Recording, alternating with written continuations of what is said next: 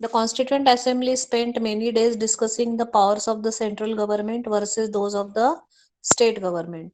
Some members thought that the center's interest should be foremost. Only a strong center, it was argued, would be in a position to think and plan for the well being of the country as a whole.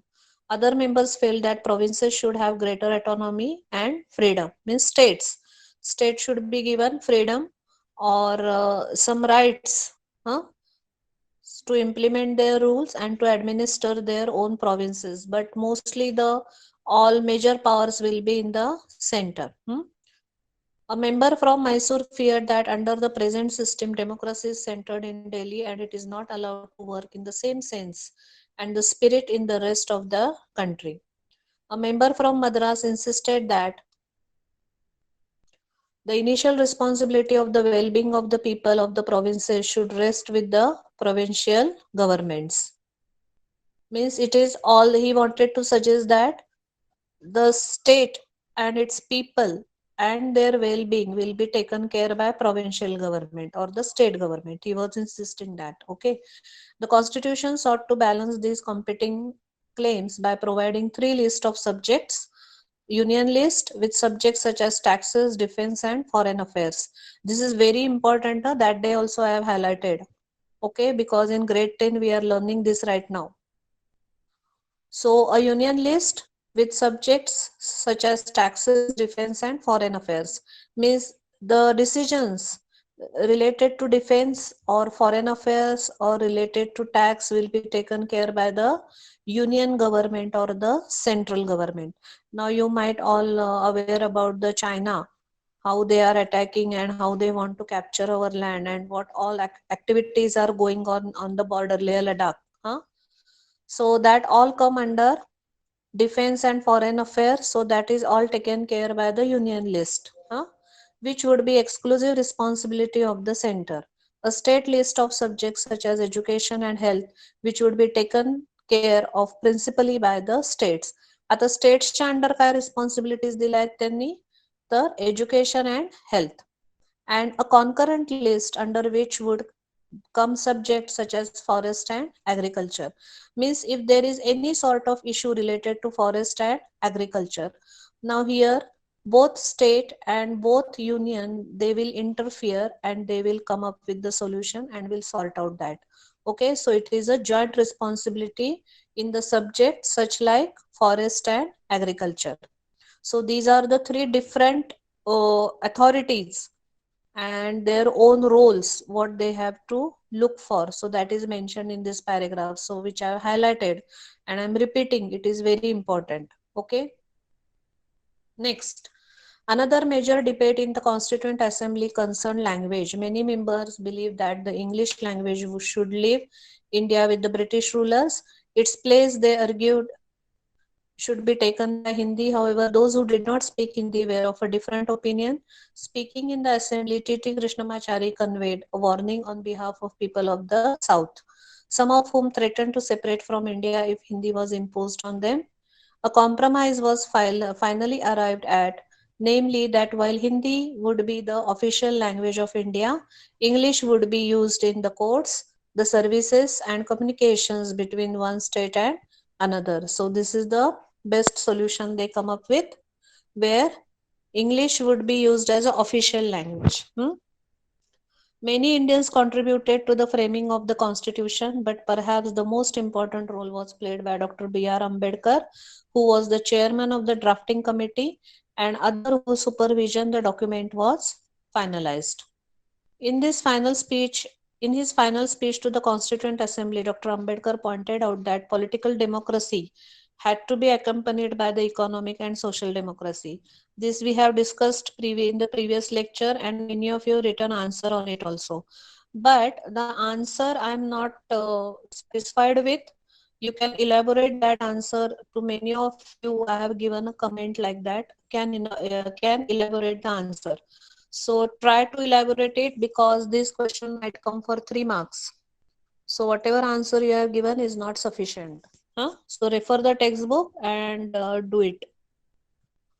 Giving the right to vote would not automatically lead to the removal of other inequalities such as between rich and poor or between upper and lower caste. With the new constitution, he said India was going to enter into a life of contradictions.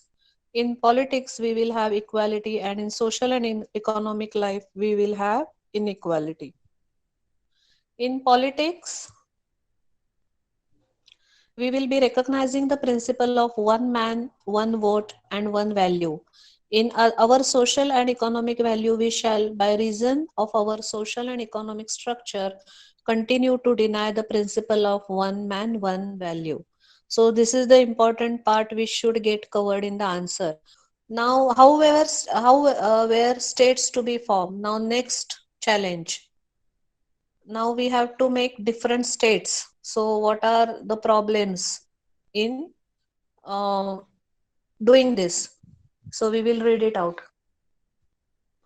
Back in 1920s, the Indian National Congress, the main party of the freedom struggle, had promised that once the country won independence, each major linguistic group would have its own province. Linguistics अर्थ इकडे त्यांनी दिलेला आहे relating to language.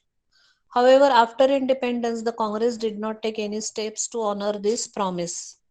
For India had been divided on the basis of religion, despite the wishes and efforts of Mahatma Gandhi, freedom had come not to one nation but to two. As a result of partition of India, more than 1 million people had been killed in riots between Hindus and Muslims. Could the country afford further divisions on the basis of language? Is it advisable or is it to be done or no? No, no, already, because we have already based on two these religions. We are already divided into two nations. Further division, he was not ready. Okay. Both Prime Minister Nehru and Deputy Prime Minister Vallabhbhai Patel were against the creation of linguistic states. After the partition, Nehru said disruptionist tendencies had come to the fore. To check them, the nation had to be strong and united, or as Patel put it, the first and last need of India at the present moment is that it should be made a nation. So, what he focused on, or what he gave the most important or importance to. Okay, so this line I am highlighting it. Everything which aids the growth of nationalism has to go forward, and everything which throws obstacles in its way has to be rejected. We have applied this test to linguistic provinces also, and by this test, in our opinion, they cannot be supported. So he was against that. That the Congress leaders would now go back on their promise created great disappointment. Means what they promised, they are not implementing it. The Kannada speakers, Malayalam speakers, the Marathi speaker had all looked forward to having their own state. The strongest protest, however, came from the Telugu speaking district of what was the Madras Presidency. When Nehru went to campaign there during the general election of 1952, he was met with the black flags and slogans demanding, "We want Andhra." In October of that year, a veteran Gandhian named Potti Siramalu went on a hunger fast demanding the formation of Andhra state to protect the interest of Telugu speakers. As the fast went on, it attracted much support. Hartals and bands were observed in many towns. So this is where people started protesting and started demanding for their own state, where that language is spoken by many of the people. So for Telugu speaking, they are demanding separate Andhra Pradesh. Okay. And the leader for this, or the main role played by, you have to remember this name, Potti Siramalu. Okay. Siramulu. You have this for MCQ purpose again. Now, next on December 15, 1952, 58 days into his fast, Potti Siramulu died. As a newspaper put it, the news of the passing away of Siramulu engulfed entire Andhra in chaos. The protests were so widespread and intense that the central government was forced to give into the demand. Thus, on October 1st, 1953, a new state of Andhra Pradesh came into being. This is again the most important part. So, do remember, Andhra was declared as a separate state on October 1st, 1953, sorry. After the creation of Andhra, other linguistic communities also demanded their own separate states. A states reorganization commission was set up, which submitted its report in 1956, recommending the redrawing of district and provincial boundaries to form compact provinces of Assamese, Bengali, Oriya, Tamil, Malayalam, Kannada, and Telugu speakers, respectively. So, if you look at this, these are the languages which are spoken, and based on these linguistic groups, the provinces or the states were made.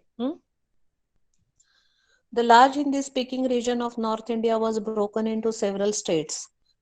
A little later in 1960, the bilingual state of Bombay was divided into separate states for Marathi and Gujarati. Bilingual means what? दोन भाषा, दुभाषिक, दुभाषांना म्हणजे दोन भाषांना जिथे महत्व होतं, एक मराठी आणि Gujarati. In 1966, the state of Punjab was also divided into Punjab and Haryana.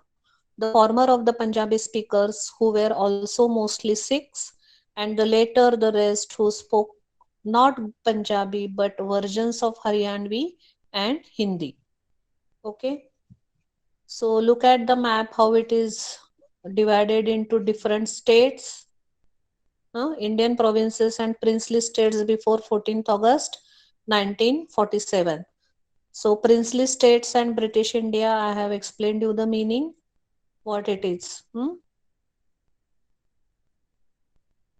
And a state ceased to be a princely state as and when its prince agreed to merger with India or Pakistan or was defeated. Okay, when they were a part of nation, United Nation, where they themselves agreed, or when they are ready to merge or they were defeated. But many of these states were retained as administrative units until 31st October 1955. Hence, the category erstwhile princely states for the period 1947 to 48 to 31st October 1955. So this is what now the present map of India. Okay.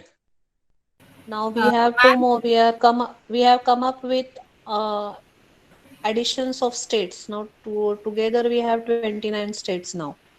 Okay. If you like our videos, do share them and subscribe to our channel. If you want awesome quizzes, write to us. Keep watching and keep learning with Walnut.